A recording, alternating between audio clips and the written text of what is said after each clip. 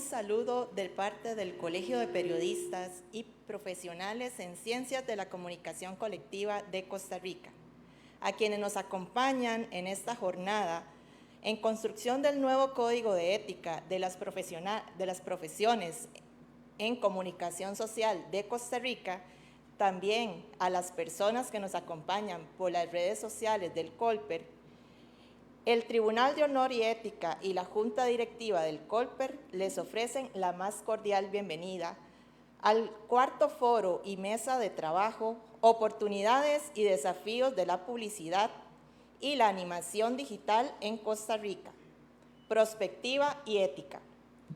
Hoy llevamos a cabo la jornada de trabajo que pretende llevarnos al análisis, reflexión, discusión y generar consensos para la renovación del Código de Ética del COLPER.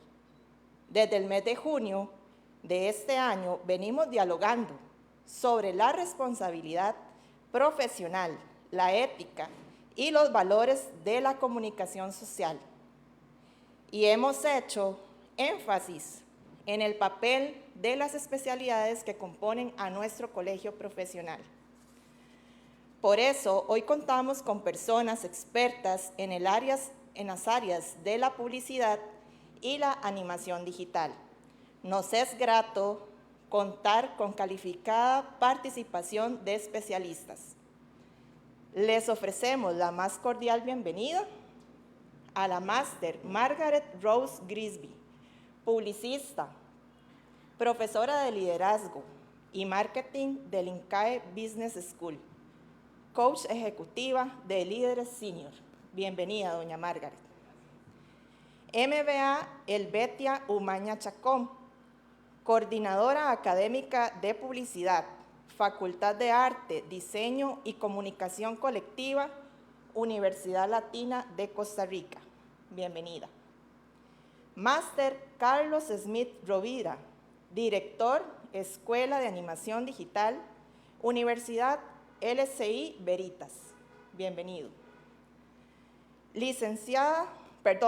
El máster José Isaac Martínez García, docente de la Escuela de Diseño Gráfico y Animación Digital ULACID de Costa Rica. Bienvenido. Licenciada Sonia Marlene Fernández, gerente general de la Agencia Interamericana de Comunicación, quien va a ser la moderadora de este foro. Seguidamente, le damos la palabra al máster Efraín Cavalini Acuña, presidente del Tribunal de Honor y Ética del COLPER.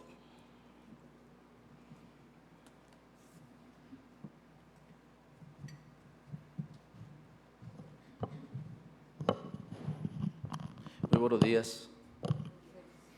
Muchísimas gracias a las señoras Marlene Fernández, Helvetia Umaña, doña Margaret Rose, a los señores José Isaac y don Carlos, que han aceptado la invitación de compartir con ustedes hoy sobre este tema de la comunicación social tan importante. Sé que es un esfuerzo para todos, dadas sus agendas de trabajo, pero por dicha estuvieron anuentes en compartir ese ratito con todos ustedes. Realmente, de parte del Tribunal de Honor y Ética, nuestra gratitud. Asimismo, agradecerles a ustedes que nos acompañan hoy acá. Sabemos también que es un esfuerzo trasladarse hasta acá y poder estar aquí en esta mañana. Nada más, quiero ser breve para decirles que el Tribunal de Honor y Ética empezó en el mes de junio todo un proceso de análisis, reflexión, discusión, porque lo que tratamos es que el código de ética de esta corporación o de esta organización o de este colegio sea realmente el resultado final del pensamiento de quienes realmente integramos esta institución. O sea, que sea el producto de un trabajo colectivo, abierto, discutido, analizado, pero también consensuado. No se vale que un código de ética y una organización en comunicación social a estas alturas de la vida, a estas alturas del tiempo, sea una decisión de un grupo de 5 personas o 10 y que tengan los demás agremiados que someterse a ciertas normas en las que no participó. Nosotros pensamos diferentes, creemos que la conversación y el diálogo es vital, es necesario. Queremos decirle que ahora tenemos este foro, que es la primera parte de esta mañana. Queremos invitarles y pedirles encarecidamente que se queden con nosotros porque la segunda parte también es importante. Es una mesa de trabajo donde queremos que ustedes compartan con nosotros una serie de detalles, de información que puede ir a alimentar realmente lo que es ese producto que queremos presentar en el mes de noviembre, que es el código. Esa mesa de trabajo queremos proyectarla para 1 hora y media, 2 horas de compartir, de dialogar, y luego después de ahí venimos acá otra vez, unos 30 minutos, para que cada coordinador de mesa ayude y nos haga una exposición de cuáles fueron los resultados que plantearon en cada una de las mesas de trabajo. Esa sería la actividad de hoy. Con eso, hoy cerramos los foros donde están implicadas las 7 profesiones que se alojan en el Colegio de Periodistas. El Código de Ética, que fue renovado en el 2011, era para 4 profesiones. Hoy, 10, 13 años después, tenemos 7 profesiones, y profesiones muy nuevas. Entonces, de ahí la importancia de recoger de ustedes todos estos puntos de vista. En nombre del Tribunal de Honor y Ética les agradecemos, y el Tribunal preparó un breve video que queremos compartir de ustedes para que tengan un poquito de retroalimentación en qué es lo que hemos venido compartiendo. Así que le pido a Alan, si es tan amable, de compartirnos el video.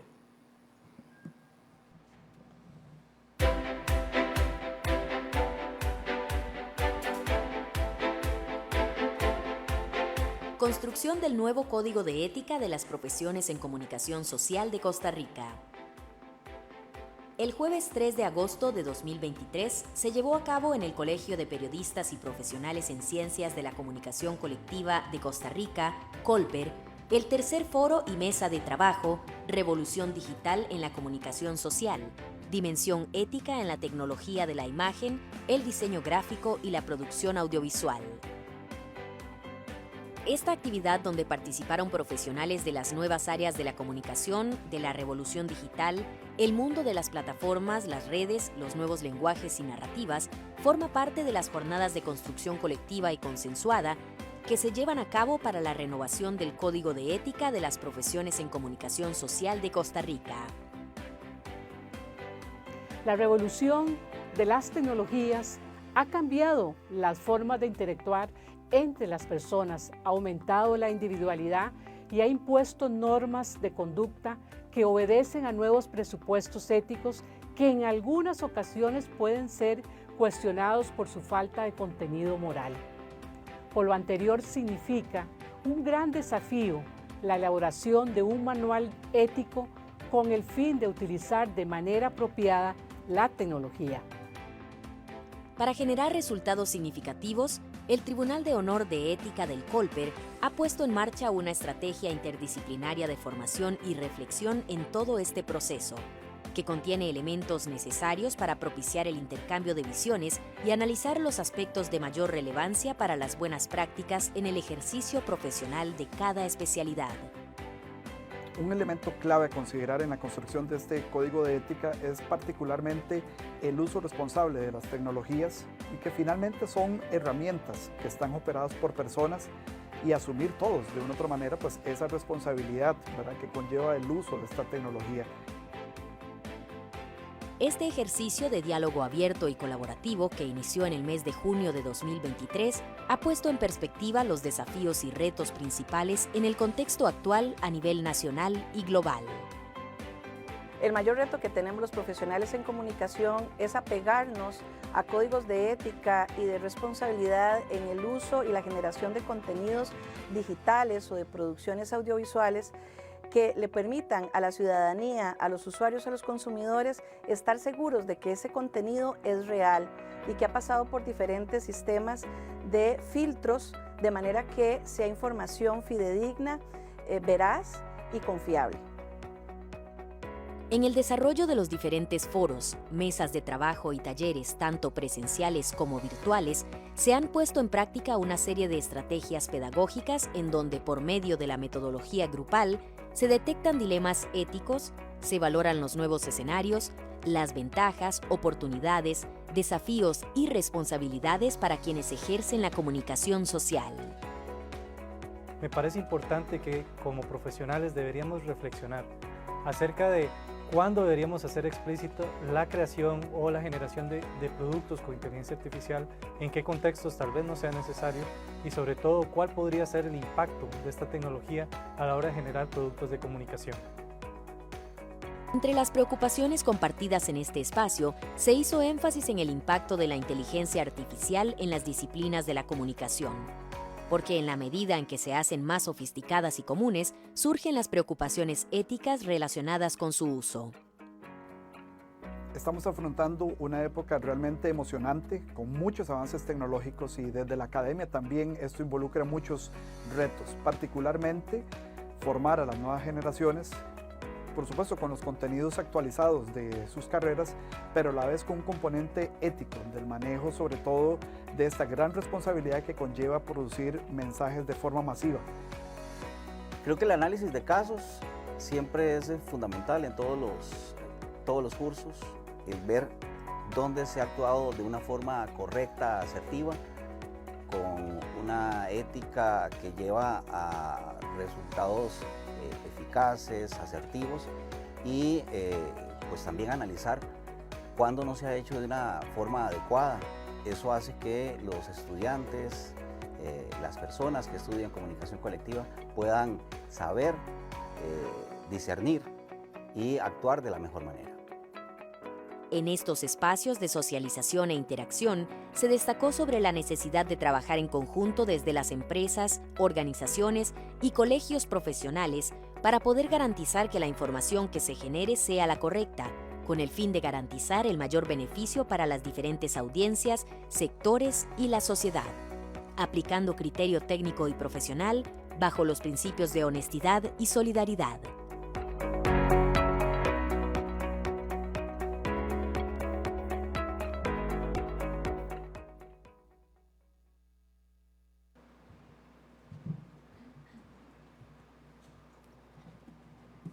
Como les comenté anteriormente, la moderación de este cuarto foro está a cargo de la licenciada Marlene Fernández Fernández, comunicadora, gerente de la Gerencia Interamericana de Comunicación, experta en gestión de crisis y estratega en comunicación corporativa con 28 años de experiencia internacional.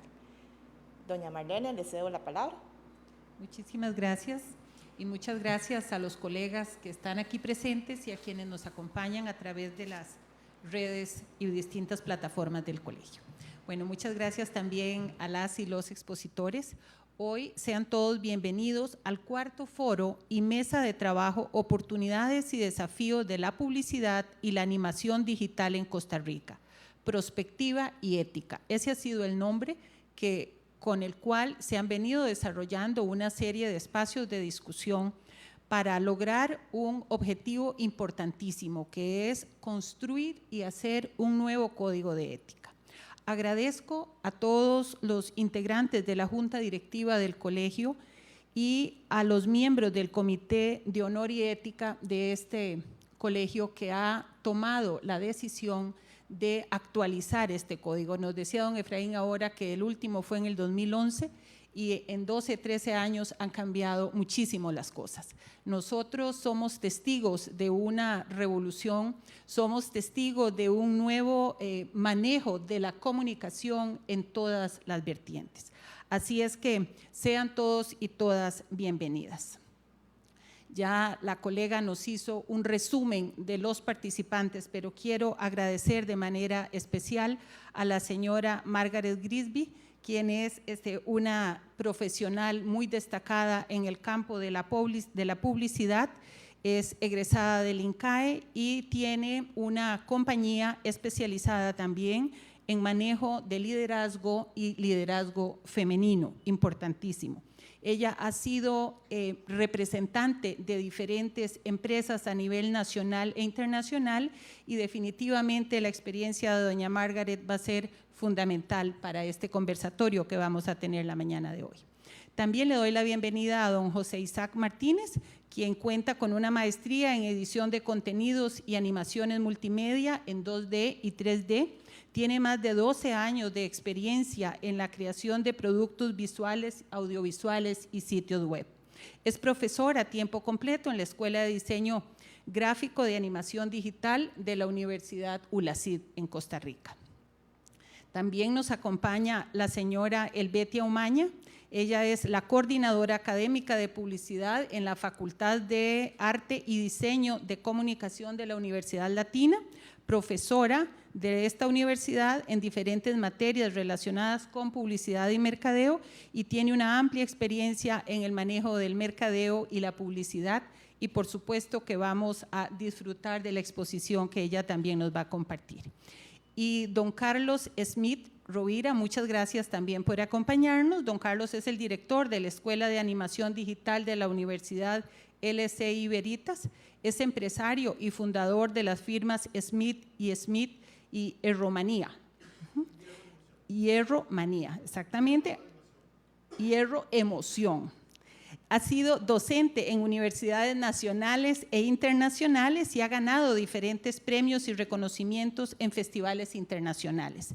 Como productor de su primer largometraje, se estrenó en el Festival Internacional de Cine de Animación y Annecy y fue ganador de Chilemonos y Sitges. ¿Es así? Así es que, colegas, creo que tenemos un panel de lujo esta mañana, que vamos a pedirles ahora a ellos pues que nos compartan esas experiencias y esa visión sobre el rol de la publicidad y la animación digital.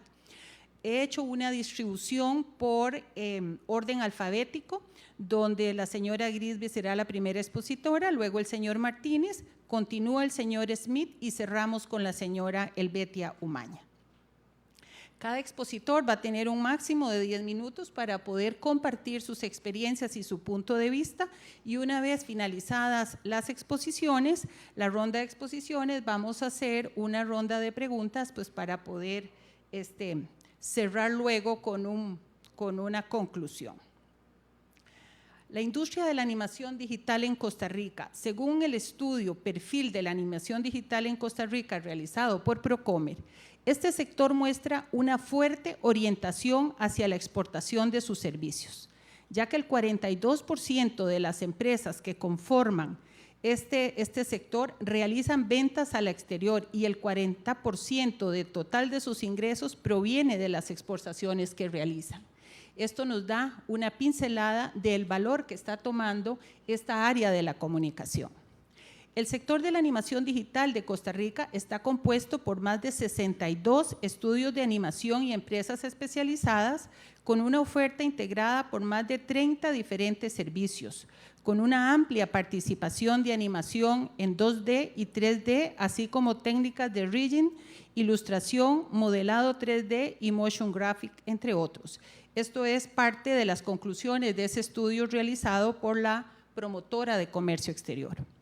Estos servicios se desarrollan tanto para producciones en el área publicitaria como también en la creación de propiedad intelectual, series y cortometrajes principalmente. Estados Unidos, Canadá, México y Reino Unido destacan como los principales mercados para las exportaciones de sus producciones. Hay una lista completa con otros 18 países que también están recibiendo la oferta que Costa Rica ofrece. También se identifican empresas con experiencia en coproducción de animación digital con socios en Irlanda, Dinamarca, República Checa, Uruguay y Colombia, así como distribuciones de contenido de clase mundial como Disney, Cartoon Network, Discovery y DreamWorks TV.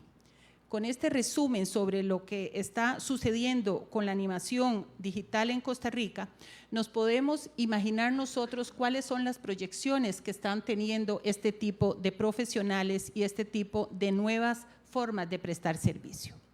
Algunos datos sobre la publicidad y el mercado publicitario en Costa Rica que también son parte de este estudio de Procomer que lo realizó en el 2019. Recordemos, ¿verdad?, que en el 2020 tuvimos un fenómeno mundial que hizo cambios importantes en la forma y en el fondo del mercado publicitario y del mercado de la comunicación en general.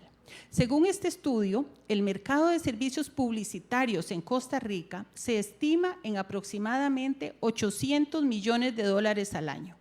Estamos hablando de casi un 1.5% del PIB del país. Señoras y señores, somos una industria importante. Estamos aportando trabajo y aportando divisas. En Costa Rica, este mercado publicitario está integrado por más o menos 664 empresas, de las cuales 6 de cada 10 exportan servicios, siendo sus principales mercados Estados Unidos, Panamá y México. Casi la mitad de las empresas publicitarias tienen más de 10 años de operar en el mercado. Significa que ya es un mercado maduro, ¿verdad? Este sector emplea a 9.500 personas, lo que representa un 18% de la empleabilidad del país. Es uno de los sectores más dinámicos de la industria y el recurso humano es su principal y más valioso y exigente activo. Los clientes de las empresas del sector de comunicación comercial, especialmente en publicidad, están dedicadas a ofrecer servicios a empresas del sector alimentario, comercial, financiero, academia y turismo. Colegas, tenemos realmente oportunidades importantes en estas dos áreas y felicito al colegio y al comité que está trabajando en esto, porque la ética definitivamente tiene que ser un eje transversal en estas dos nuevas y novedosas industrias, porque se están realmente rejuveneciendo. Así es que le doy con este preámbulo la palabra a doña Margaret. Muy buenos días.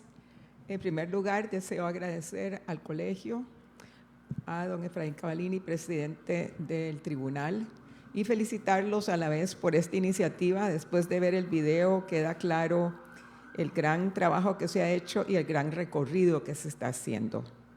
Inicialmente estábamos para 5 minutos, o sea que me he preparado para 5 minutos. Básicamente lo que quiero hacer es simplemente un par de reflexiones, buscando más bien el generar el diálogo en las posteriores mesas de trabajo. Ya hemos hablado muchísimo de lo que es el cambio y me voy a referir a algunas preguntas que me he hecho. Quisiera empezar con el primer diapositiva, por favor. Ay, aquí tengo mi clicker. Perdón. Tradicionalmente, el esquema es muy sencillo. Generamos como conocimiento a través de generar conocimiento, que sería la primera etapa del embudo o la primera etapa de la persuasión. Llegamos a través de la consistencia y, por supuesto, de la satisfacción que se genere a cultivar la preferencia para mantener o sostener la generación de demanda, que es realmente el objetivo que tiene cualquier acción publicitaria. Sin embargo, los tiempos han cambiado. Para empezar, tenemos una nueva generación en 12 años desde que se definió el último código. Tenemos una nueva generación que ha incursionado en la profesión, pero también tenemos nuevas generaciones incursionando en el mercado como un todo y ante todo en el mercado del intercambio de información.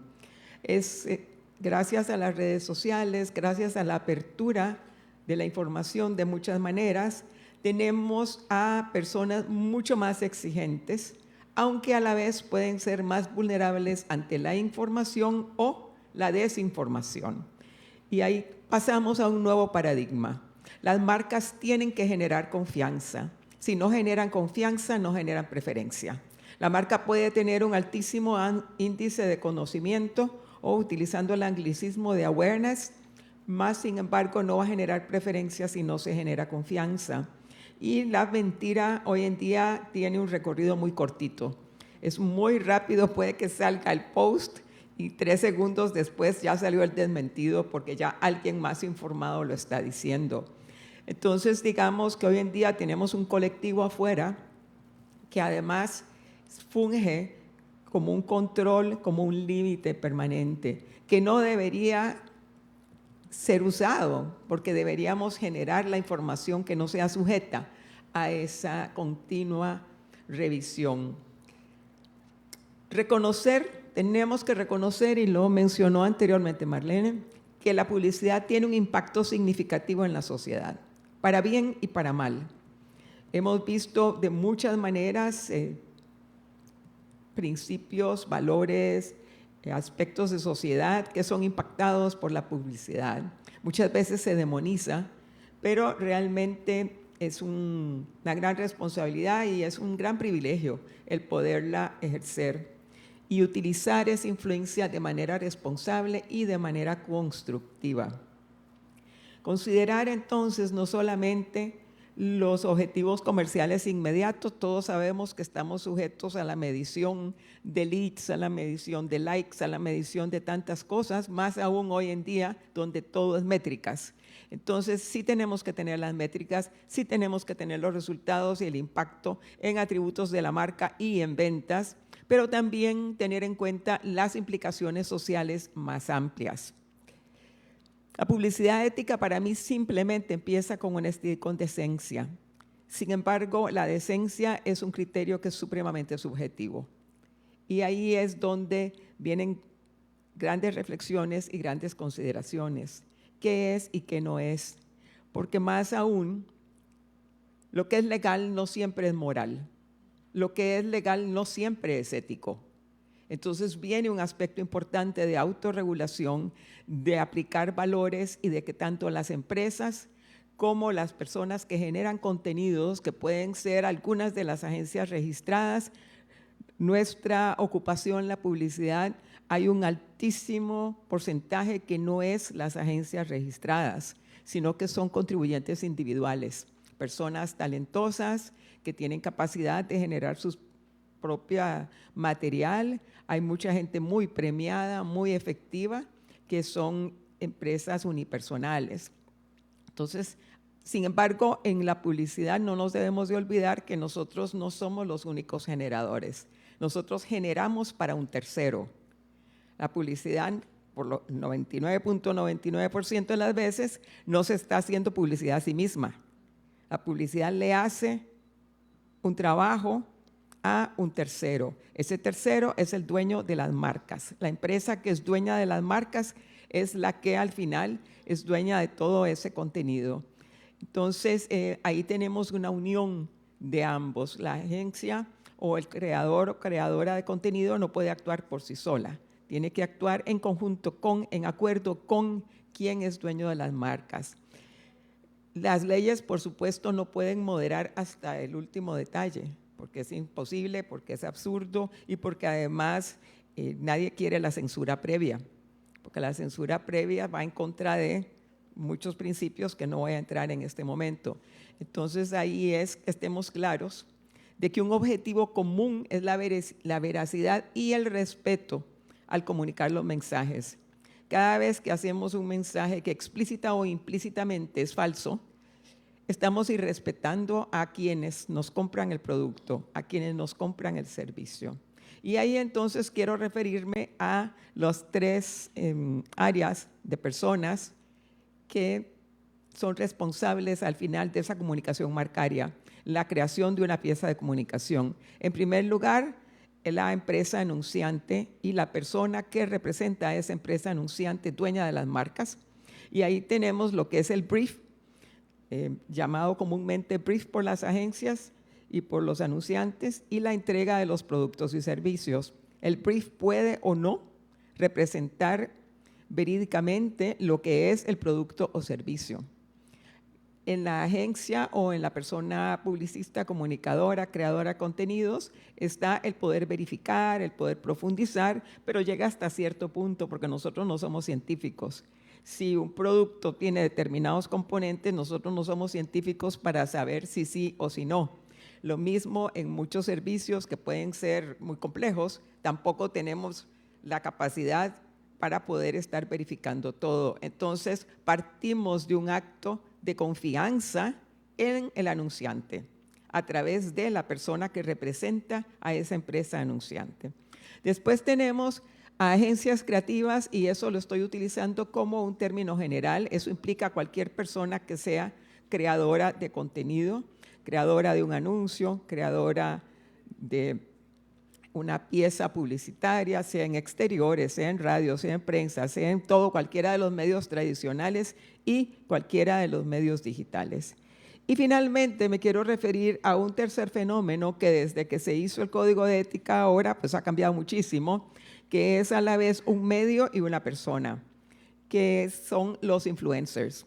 vemos cómo hay marcas que a nivel mundial utilizan 1,000, 2,000, 3,000 influencers para comunicar la marca. El influencer se ha vuelto vehículo de la marca, representación de la marca y a la vez mensaje de la marca. Entonces, es importante que tengamos en cuenta estos tres. Por otro lado, cuando estamos hablando de los mensajes, no podemos olvidarnos que hay dos tipos de mensajes. Uno es el mensaje planificado, donde ya se hizo una plataforma estratégica y se crearon una cantidad de piezas, sea para Instagram, sea para Twitter, sea para cualquier otra de las redes sociales, o sea, para los medios tradicionales, pero después tenemos en las redes sociales lo que es el mensaje de la inmediatez. Es aquel mensaje donde recibimos una comunicación de alguien nos hace un comentario, tenemos que contestarlo de inmediato.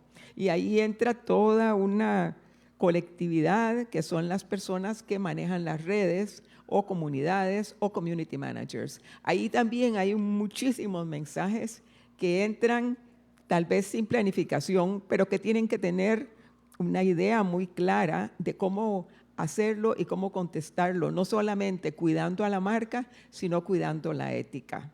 Y después tenemos otro que ni siquiera es humano, que son todos los chatbots, por ejemplo, todo lo que nos contestan en automático, todos los que nos van llevando en automático, que bueno, a todos o nos gustan o nos frustran, pero es una realidad y tenemos muchísima respuesta automatizada. También hay que cuidar eso. Y creo que ese es uno de los aspectos que menos se cuidan. Entonces, palabras claves para hoy: autenticidad y confiabilidad. La publicidad ética permite a las personas que compran y pagan y consumen tomar decisiones informadas. Y esa es la primera obligación que tenemos, no importa cuán banal sea el producto o cuán trascendente sea el producto, como puede ser, qué sé yo, una medicina. El dar información clara educa y fomenta el consumo responsable. Y la información clara va por todos lados. Nosotros decimos que todo comunica. Estamos hablando del etiquetado, estamos hablando de lo que implicamos y explicamos. Es ambas cosas. Porque cuando uno se apega estrictamente, dice yo no he dicho nada, el mensaje no tiene nada. Sin embargo, sabemos todos que ahí está la intención, implícita o explícitamente, tenemos que construir autenticidad y confiabilidad.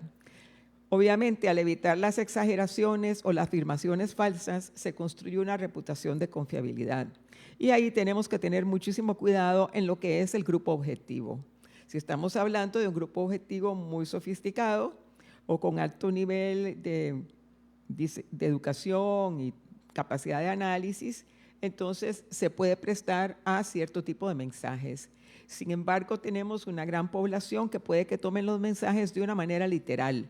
Entonces tenemos que tener mucho cuidado ahí de con qué estamos jugando. Muy importante, el tener la ética también impacta lo que son los valores humanos, el respeto por la dignidad humana, respetar la dignidad y el valor de cada persona.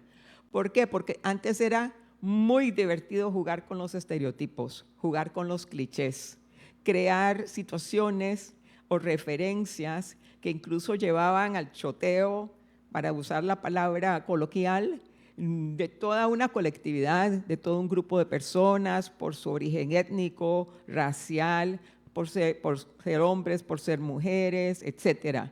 Entonces, tenemos que tener mucho cuidado con cómo utilizamos el humor, siempre y cuando respetemos la dignidad, como decía, y el valor de las personas. El uso de los clichés, la publicidad es poderosa. Todos nosotros utilizamos frases que han sido de la publicidad y se lo aplicamos a cualquiera y lo utilizamos en nuestro día a día. Son de las cosas que un publicista se siente muy feliz cuando sus frases se volvieron parte del éxito común. Más sin embargo, es importante que tengamos en cuenta que eso no debería de ser reforzando prejuicios o reforzando discriminación. Y finalmente, hoy en día, tal vez de las más importantes, de las que más preocupan a todo el mundo, es la recopilación y el uso de los datos, la privacidad de las personas y tener transparencia también en la obtención de los datos y en la autorización. En los países europeos eso está súper regulado y está muy avanzada la legislación. Pero como decía al inicio de mi ponencia, el hecho que no sea ilegal no quiere decir que sea decente ni que sea correcto utilizar los datos de las personas sin ser transparentes alrededor de eso. Es toda una nueva vía, es algo que se va volviendo una gran corriente. Yo soy de la creencia de que ya por donde vaya, no puedo decir que no fui porque hay una cámara que va a decir dónde estuve y hay muchas cosas, pero el estar conscientes de eso. Entonces el paradigma ha cambiado completamente. Lo único que sigue siendo es que manejamos marcas para un tercero. Todo lo demás ha cambiado, como lo he dicho en el video y lo han dicho anteriormente. Ha cambiado maravillosamente. Tenemos unas oportunidades extraordinarias. Tenemos un dinamismo constante. Entonces es comprender, aceptar y transformar a través de la ética. Y ya con eso terminé. Muchas gracias, doña Margaret, por este resumen que nos hace un recorrido y nos demuestra que la profesión que nosotros escogimos como comunicadores en cualquiera de las áreas y hoy por hoy de manera particular la publicidad y la animación digital tienen una enorme responsabilidad social, ¿verdad? Usted acaba de decirnos, la publicidad cambia, la publicidad vende, la publicidad mueve. Entonces, la ética tiene que ser un eje transversal en todas las partes de esa cadena de valor. Bueno, y con este resumen le doy la palabra a nuestro siguiente expositor, don José Isaac. Adelante. Buenos días. Muchas gracias, doña Marlene. Buenos días también igual a los panelistas, a la audiencia. Quisiera agradecer igual a la Junta Directiva del Colegio de Periodistas y al Tribunal de Código y Ética. El día de hoy mi exposición va enfocada directamente a explorar algunos aspectos del código de conducta y la ética en animación. Entonces, antes de empezar quisiera poder directamente, permítame un segundo. Los tres aspectos que tienen que considerar los profesionales al momento de integrarse en esta disciplina. Entonces, en Costa Rica deberíamos de tomar en consideración a los futuros profesionales el crecimiento de la industria. La demanda de contenido animado en videojuegos, películas, publicidad y educación en constante aumento, lo que crea oportunidades para el desarrollo de estudios de animaciones y profesionales del sector. En este caso les presento esta tabla donde se presenta el impacto económico que ha tenido la animación digital a través del año 2020 y con las proyecciones al 2030. Y aquí también presento la perspectiva del mercado en animación 3D, en la parte, sí, animación 3D, porque ahorita están en auge también las tecnologías inmersivas, lo que llamamos realidad virtual y realidad aumentada. También está igual la formación y capacitación, que es otro aspecto clave. Está la disponibilidad de programas educativos en animación digital en Costa Rica, que está brindando a los jóvenes la oportunidad de adquirir habilidades en esta disciplina. Es por ello que también ULACID se une este año con una nueva carrera en bachillerato en animación digital para poder seguir capacitando a futuros profesionales en este campo. De igual está la colaboración global que por medio del outsourcing remoto, un motion graphic designer y estudios de animación podrán trabajar en proyectos internacionales, lo que les abrirá puertas a nuevas experiencias y oportunidades de negocios. Es aquí donde también esta empresa Adobe ha creado una plataforma llamada Behance para que futuros profesionales que trabajan en una comunicación visual puedan tener su portafolio en línea, pero también ser reclutados por proyectos que andan buscando a diferentes animadores o diseñadores multimedia. En este caso también presento algunas etiquetas de LinkedIn donde se necesitan en este campo diferentes especialistas en esta área de animación. Hay dos ejemplos, una de una empresa de aquí que queda en Heredia, que necesitan un Junior 3D Artist, y en Amazon, de aquí de Costa Rica también, que necesitan un 2D Animator.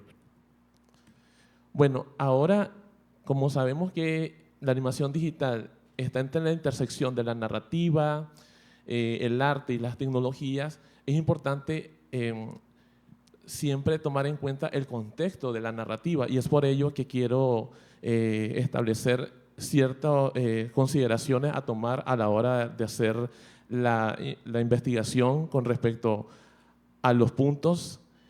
Por ejemplo, aquí tenemos la representación cultural y diversidad.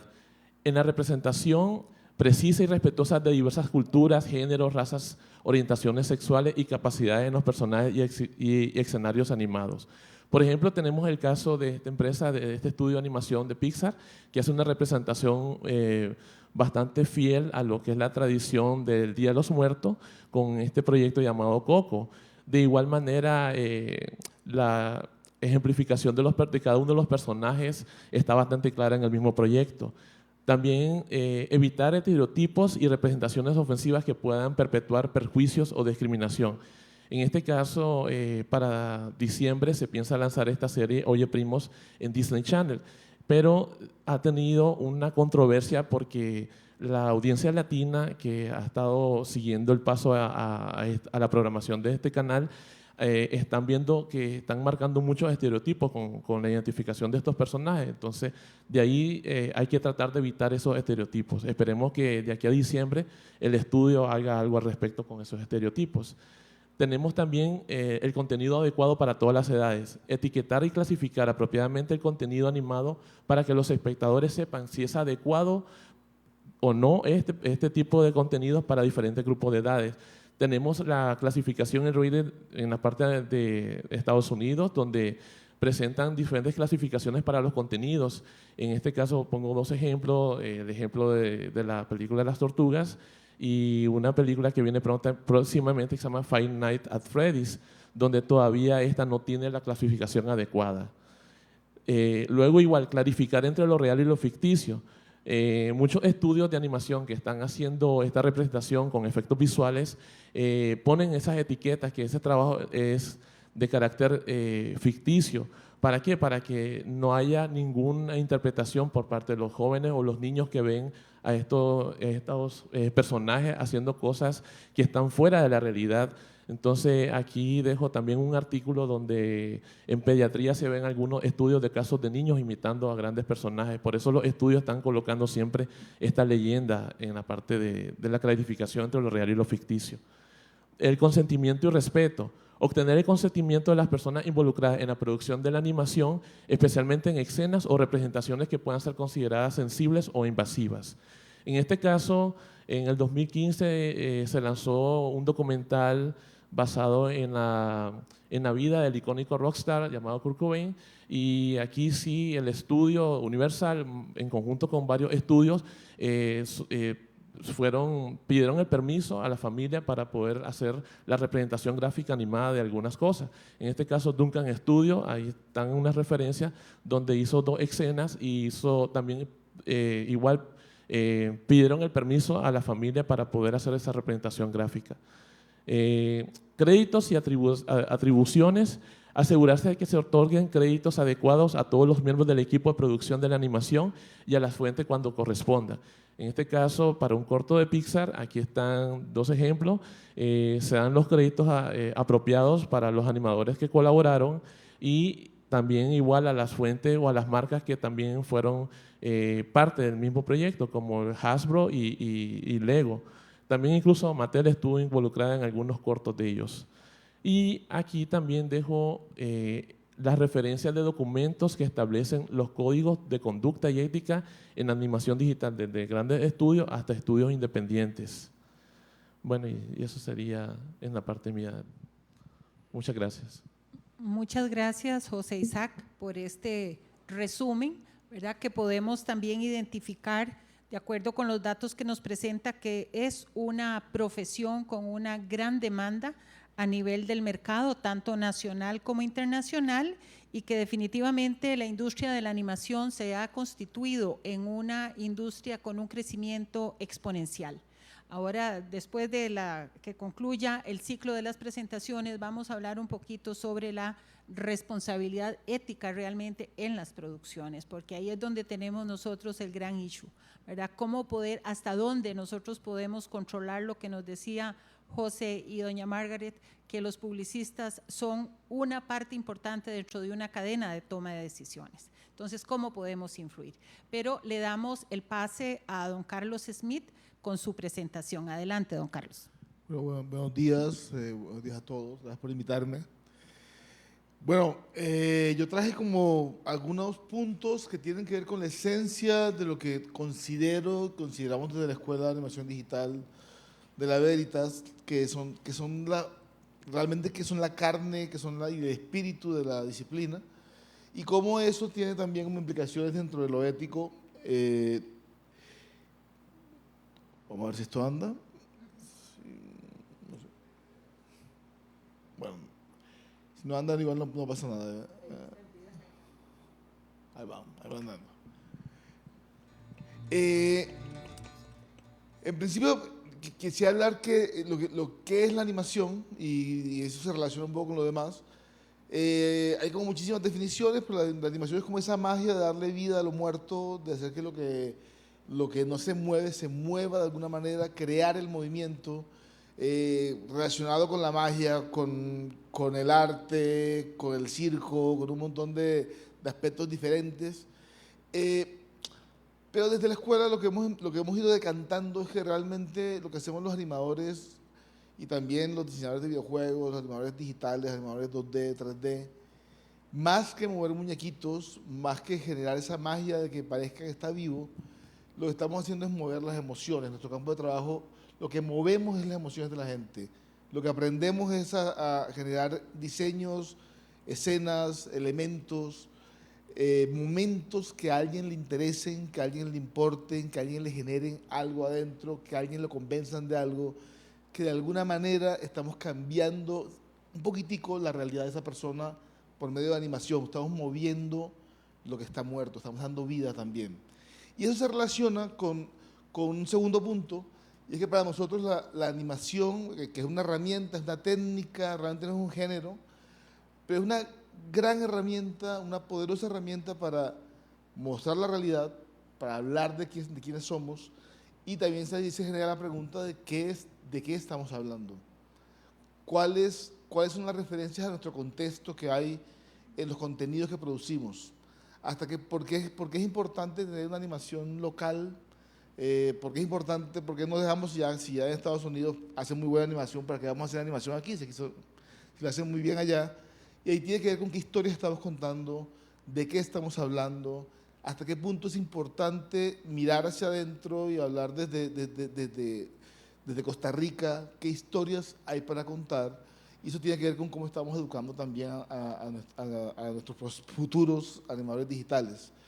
Porque de alguna manera ellos llegan con una visión muy sesgada de lo que están consumiendo, y me parece que está todo bien, pero hay que buscar la manera de darle también el giro, de que tienen en sus manos una herramienta poderosa para hablar de quiénes son, de dónde están, de cuál es su vida, de otro lado de la vida.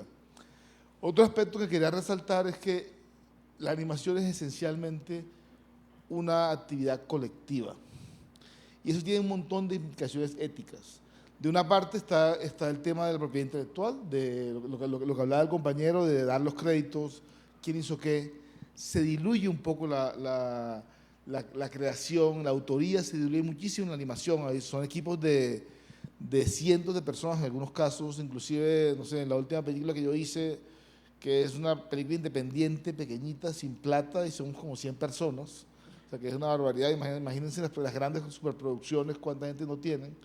Entonces hay que ver ahí bien temas de autoría y de propiedad intelectual, pero también temas laborales. Casi siempre los animadores estamos trabajando en equipos, construyendo equipos, creando equipos, y hay una parte de la ética que tiene que ver con cómo nos estamos comportando con la gente que trabaja con nosotros, que trabaja para nosotros, hasta qué punto hay una estabilidad laboral, hasta qué punto hay una salud en el trabajo. La animación es enorme trabajo de estar sentado en un lugar durante horas, días, meses, a veces sin pararse en la mesa, a veces sin irse a acostar. ¿Hasta qué punto ahí también la ética tiene que ver con cómo estamos trabajando con nuestra gente? Y otro aspecto importantísimo de nuestra disciplina es que desde el principio la animación siempre, cada vez que hablan de animación me dicen, uy, como esa nueva disciplina, acaba de llegar la animación, somos más viejos que el cine, tenemos, no sé si ya vamos para 130 años como del primer hito de creación de la animación es muy, muy vieja, pero de alguna manera siempre se mantiene joven, siempre está relacionada con la tecnología, siempre está asociada con la técnica, siempre parece que estamos en la punta de la ola, siempre estamos como montados ahí haciendo surf en los nuevos descubrimientos, y eso nos ha presentado grandes oportunidades y grandes retos. Digamos que, no sé, desde que la animación digital se democratiza y que podemos tener cada quien una máquina que es más poderosa que las más potentes de hace 10 años en nuestra mesa, a que realmente pueden haber estudios locales que pueden competir de verdad con estudios internacionales grandes en ciertas áreas, pero también desafíos como la inteligencia artificial. O sea, ¿qué pasa con la inteligencia artificial a nivel ético? No tanto de que estamos hablando de que el contenido y la información sea correcta, o de que se pueda generar mucho spam, o de que puedan robar nuestros datos, sino qué pasa con la creatividad. Siempre pensamos que las máquinas y los robots iban a hacer que el trabajo aburrido, pesado, y nosotros podíamos dedicarnos al trabajo creativo, a beber, a salir con los amigos, a divertirnos y ir a los festivales. Y ahora las máquinas son las que están diseñando, están escribiendo historias, están generando creatividad. Hay que pensar en eso. ¿Y cómo se va a regular eso? No podemos, en este momento no podemos cerrar los ojos y decir que no existe, simplemente existe y está ahí. ¿Cómo lo vamos a usar? ¿Cómo se van a atribuir los derechos? ¿Hasta qué punto es válido? ¿Hasta qué punto vamos a permitir que utilicen nuestros trabajos como fuente de entrenamiento para inteligencia artificial? Esto es toda una historia allí que está ahí, hay que entrarle, no hay que tenerle miedo, simplemente hay que aprender a trabajar con ello. Y algo de que también hablaba el compañero, y es el crecimiento exponencial de la industria de la animación digital dentro del campo, dentro de la subindustria del entretenimiento. Animación digital y videojuegos es enorme como ha crecido. La pandemia no frenó para nada, al contrario, o sea, prácticamente yo creo que la pandemia realmente fue un momento en que siguió creciendo con mucha fuerza. Más bien después de la pandemia hubo un pequeño bajón, porque la gente empezó a salir a la calle y a hacer otras cosas, además de conseguir contenido en pantallas. Y eso ha hecho que el mercado sea global y nuestros egresados, nuestros profesionales de animación digital tienen la oportunidad, inclusive sin salir del país, de trabajar en proyectos enormes, en proyectos en cualquier parte del mundo. Eso plantea también alguna cantidad de desafíos con el tema de contratación, con el tema de sueldos, cuáles son los sueldos reales, los que te paga una empresa en Estados Unidos y trabajas desde aquí, o los que te puede pagar una empresa tica, por ejemplo, y eso genera una gran cantidad de conflictos. Hemos estado participando en algunos estudios sobre eso. Y también habla sobre la competencia. La competencia en este momento es global. Estamos compitiendo inclusive para puestos dentro de Costa Rica. Una empresa tica necesita un animador y de pronto le va mejor contratar a un chileno, un argentino, un francés. Yo abrí una convocatoria para un proyecto porque necesitábamos practicantes y me llegaron practicantes de Barcelona, de Francia, de Italia, de Alemania. Y yo, pero chico, ¿tú qué quieres hacer en Colombia? O sea, porque mi empresa está en Colombia y yo no te puedo pagar porque ganas más tú que yo, no sé qué hacer. Pero eso pasa y eso también nos plantea, bueno, ¿cómo se va a regular eso? ¿Cómo se van a regular los sueldos? ¿Cómo se van a regular esas relaciones de contratación desde aquí en el extranjero? ¿Qué es válido, qué no es válido? Ahí hay toda una cantidad, yo no estoy trayendo ninguna respuesta de nada, solamente una gran cantidad de preguntas. Y una última reflexión que se relaciona un poco con el principio, y es que esta es una gran herramienta para mostrar la realidad, para hablar de lo que somos, pero también considero que la animación digital es una poderosísima herramienta para construir realidades. Y en eso estamos, y creo que aquí los colegas también están como tratando de ver qué estamos haciendo con esta arma, un gran poder, representa una gran responsabilidad, y qué vamos a hacer con ello, qué realidad vamos a construir con la animación digital en Costa Rica. Y eso es el cierre de lo que tengo que decir. Por cierto, todo lo que hemos estado viendo son proyectos del último cuatrimestre de estudiantes de la Escuela de Animación. Muchas gracias, don Carlos, porque realmente también nos complementa lo que nuestros otros invitados estaban señalando. La animación digital y la publicidad siguen siendo hoy por hoy herramientas muy potentes, cambian y mueven emociones, nos decía don Carlos, pero también nos enfrentan al reto del respeto de la propiedad intelectual, porque al tener nosotros que competir con profesionales de otros lados del mundo, pues nos vuelve muy globales, pero nos enfrentamos a realidades que a veces desconocemos. Así es que la ética hoy más que nunca va a tener que estar vigente en cada uno de esos proyectos, pero lo vemos a continuación. Seguidamente, la señora Umaña nos hace el favor de hacer su presentación. Adelante, doña Elvetia.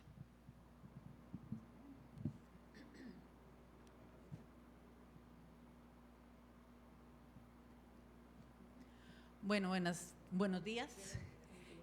Yo quiero empezar tal vez con esta frase de Peter Drucker: lo único que sabemos del futuro es que será diferente.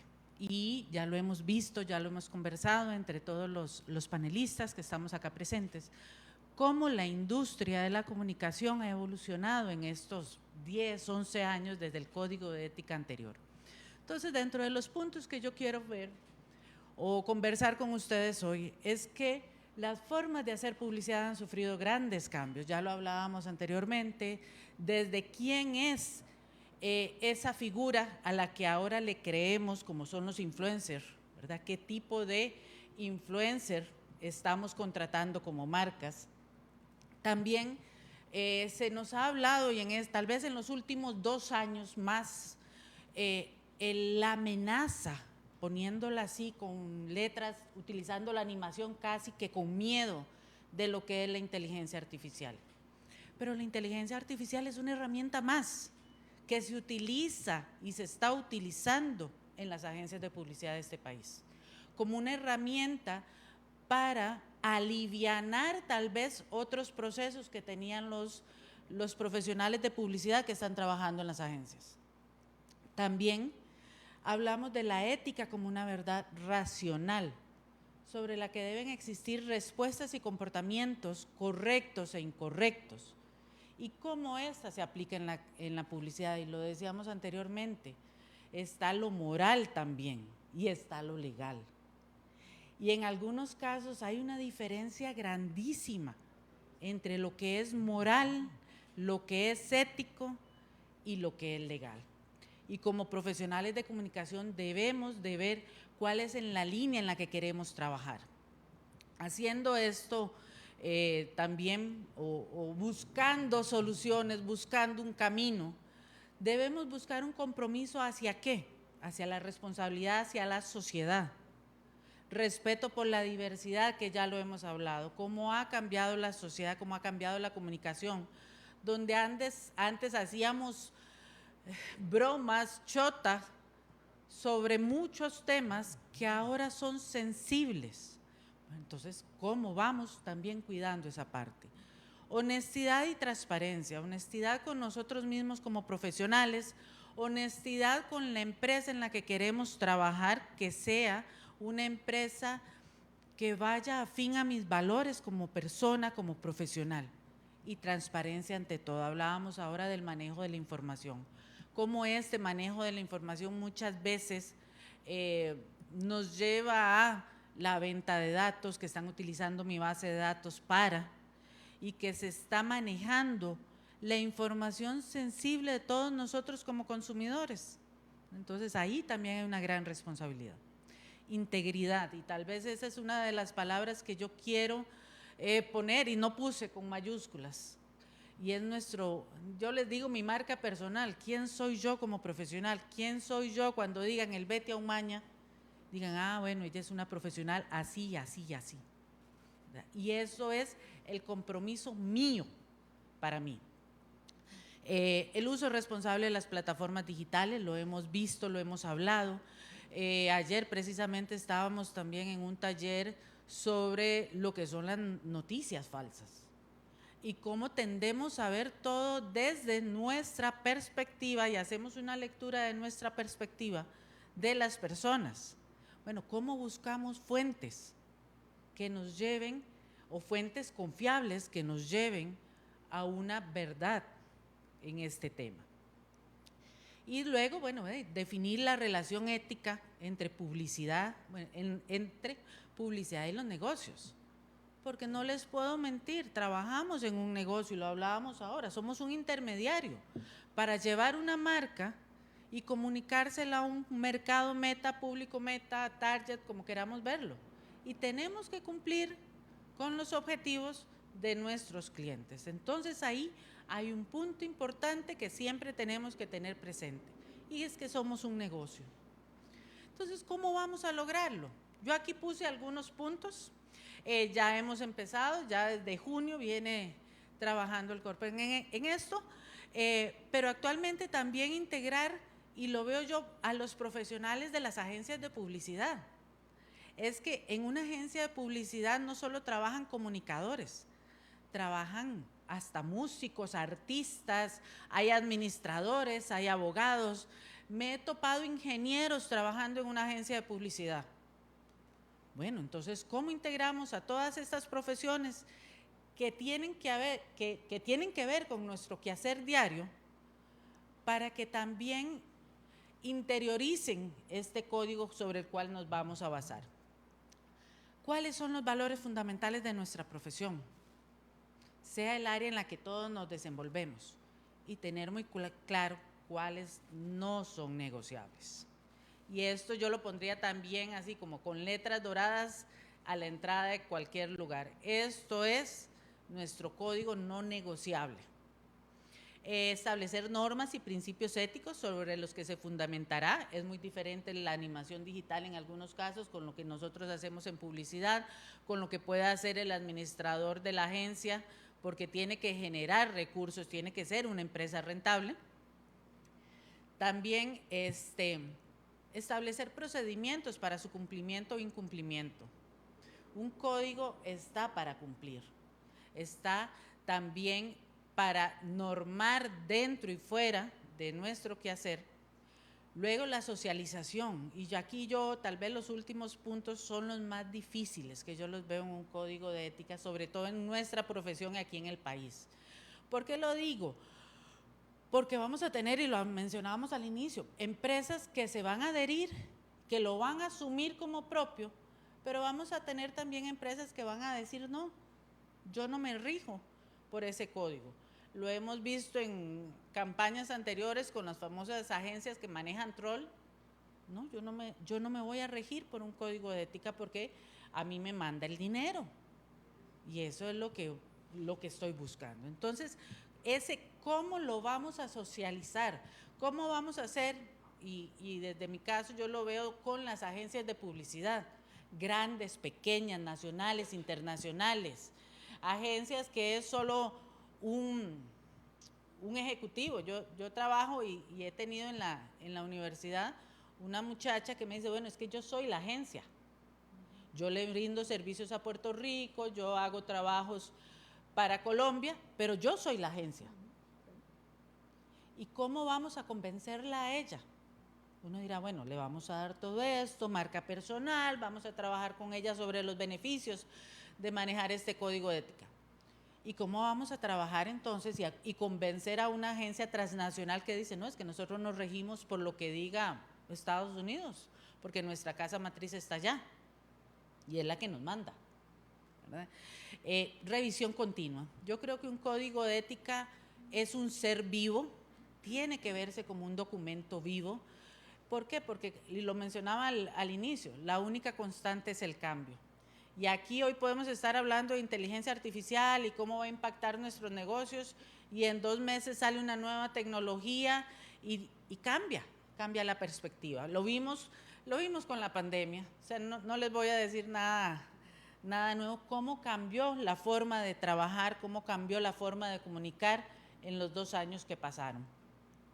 Y finalmente, como les decía, de los últimos 3 puntos, la difusión y la adhesión. Aquí hay que hacer una tarea fuerte para irla socializando, que todos los profesionales del campo sepan que estamos bajo y que vamos a trabajar bajo un código de ética, y que además de eso, ustedes se pueden adherir, ustedes lo pueden vivir y ustedes pueden participar en la construcción de este código. Entonces, finalmente yo lo veo así a nivel de publicidad, que nuestro gran desafío es generar publicidad innovadora, sostenible y ética. Muchas gracias. Muchas gracias, doña Helvetia, por este resumen, y muchas gracias a cada uno de los expositores que han compartido con nosotros en la sala y a través de las redes su visión sobre el reto y la responsabilidad ética que tienen los profesionales en publicidad, en animación digital y todos los que trabajamos en el área de la comunicación.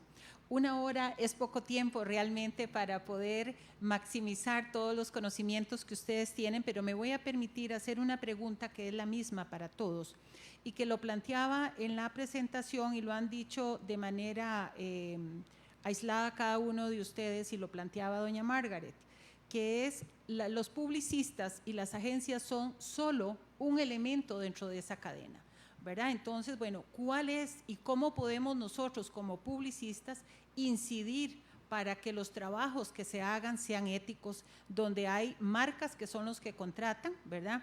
Y personas, muchas veces gerentes de mercadeo o gerentes de publicidad, los que definen cuál es ese brief o ese resumen de las características que nosotros queremos posicionar.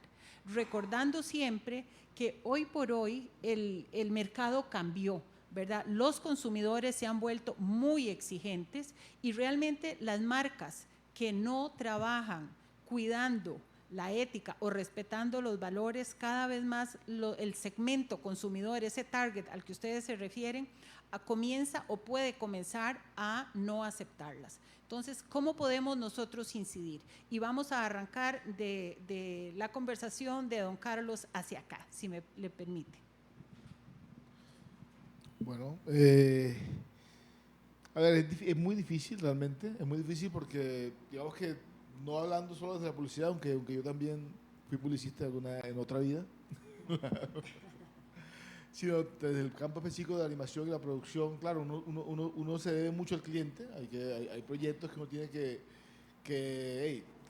uno come de esto y tiene que uno ser tu cliente dentro de ciertas normas éticas, pero yo creo que uno puede también definir bien y tener como unas líneas rojas sobre qué mensaje está transmitiendo.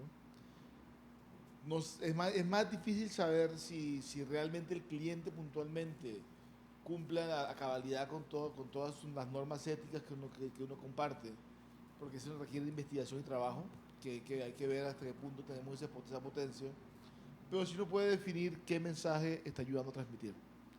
Y creo que eso sí, yo he sido bastante fuerte con eso. En mi caso, soy una empresa pequeña y puedo tomar decisiones como basadas un poquito también en el corazón más que en el bolsillo muchas veces. Y yo normalmente, si el cliente, si me traen una campaña o un proyecto o una historia o algo que va en contra de mis principios, yo normalmente trato de directamente, ¿sabes qué? No vamos, o se veta o no se hace.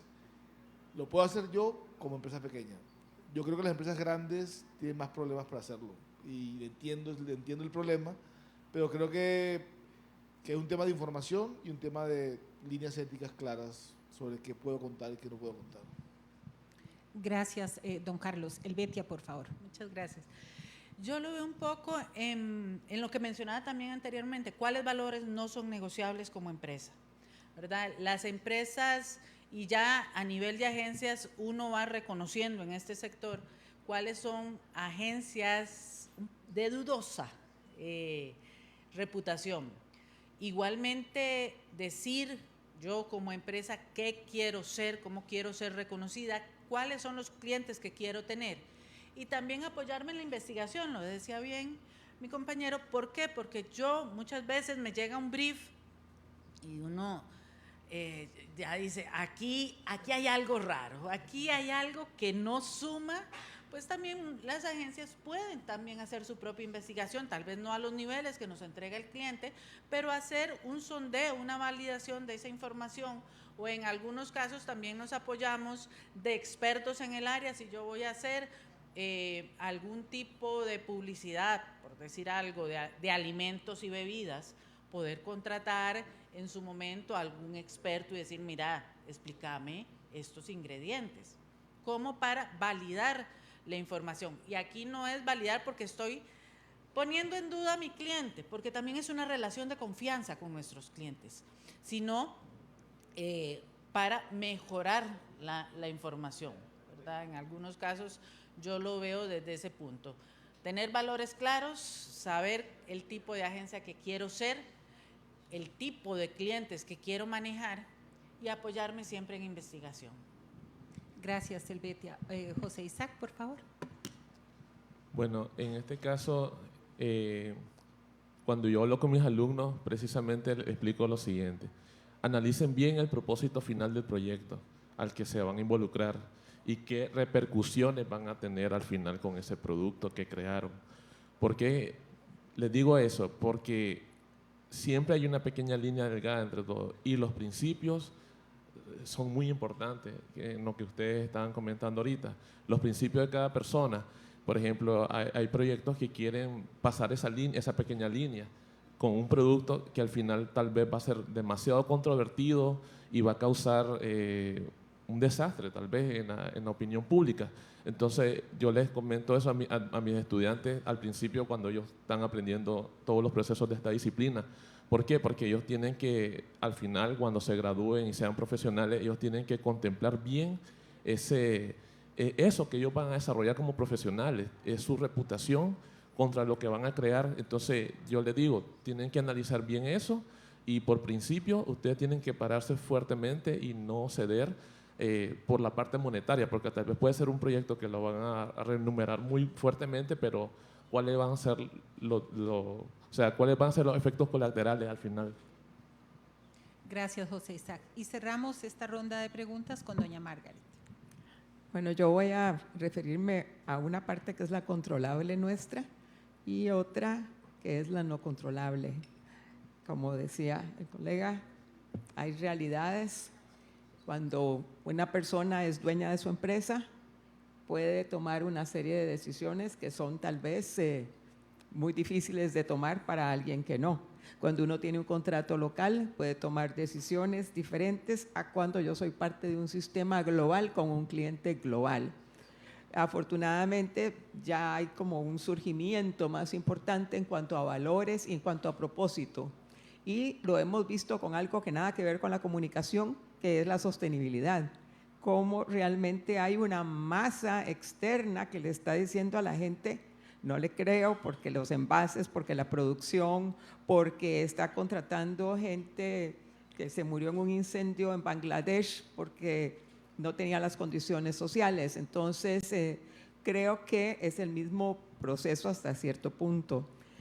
Hay un tema económico real de las agencias, que es que los ingresos, independiente que sea una agencia unipersonal o grande, los ingresos son muy bajos. Entonces, poder estar contratando expertos para diferentes cosas, la realidad no da la cobija. O sea, tristemente. Hoy en día, por ejemplo, muchas agencias a nivel de otras cosas tienen antropólogas, tienen sociólogos, está viendo otro tipo de cosas. Ahora, ¿qué es lo único que sí controlamos nosotros? ¿Qué ideas presentamos? ¿Qué campañas presentamos? ¿Qué tipo de idea para una animación, para lo que sea?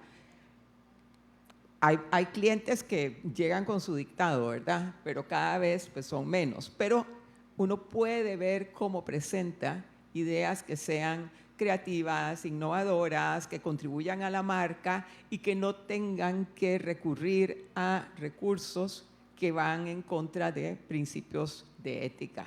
Entonces, si uno presenta las ideas y ya las está enmarcando ahí, posiblemente sea más difícil que un cliente le diga a uno, no, cámbieme eso y póngame algo absolutamente en contra de la ética. Entonces, desde yo le llamo nuestro metro cuadrado, lo que podemos controlar es cómo presentamos las estrategias, las ideas. Antes hablaba de lo que las hemos visto por razones de política, de todo el contexto político, todo lo que es el crear a través de terceros, el crear por troles. Ya eso depende, si uno se lo presentó, puede ser una idea genial para la persona, pero hay que ver los principios. Y otro aspecto muy importante es que antes, quien era el creativo o quien era la agencia, más allá de los concursos de premios, era anónimo. Hoy en día salió una pieza así y usted queda, este era el que hizo aquello que discriminaba a no sé qué. Entonces también es qué quiere ser la persona, qué quiere representar, cuál es su propósito como comunicador. Eso diría. Muchas gracias. Muchas gracias, doña Margaret, y a cada uno de ustedes, don Carlos, doña Helvetia, José Isaac y Margaret, por este importante recorrido que nos han hecho sobre la responsabilidad que tenemos los comunicadores, específicamente los profesionales en publicidad y en animación digital. Ahora, el gran reto es que la ética no depende de un documento escrito. Depende más que todo de los valores que como personas y como profesionales nosotros querramos realmente imprimirle al trabajo que desarrollamos. Este reto que hoy está tomando el colegio con reformar, ¿verdad?, o rehacer el código de ética de las profesiones y de los profesionales que trabajamos en comunicación es enorme. Es enorme porque podemos ver la cantidad de oportunidades que nosotros podemos lograr con la publicidad, la demanda que hay, los recursos que también tienen las marcas, pero la responsabilidad tiene que ser compartida.